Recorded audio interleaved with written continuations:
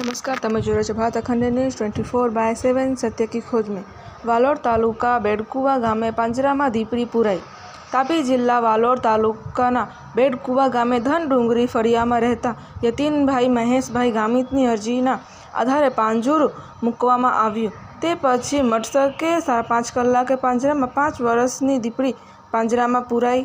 તે પછી યતીનભાઈ દ્વારા વાલોડ વન વિભાગના કર્મચારી સંદીપભાઈ ચૌધરીને જાણ કરતા તે પછી જ વાલોડ RCSSG મેમ્બર ઇમરાનભાઈ વૈદને ખબર પહોંચાડી અને તરત જ તાત્કાલિક તે સ્થળે પર વાલોડ વન વિભાગના કર્મચારી સંદીપભાઈ અને RCSSG મેમ્બર ઇમરાન વૈદ સાથે પાંજરાના કબજો લઈ વાલોડ વન વિભાગની નર્સરીમાં દીપડી મૂકવામાં આવી અને વન વિભાગના ઉપલા અધિકારીને જાણ કરી તે પછી દીપડી છોડવાની તજવીજ હાથ ધરવામાં આવી છે।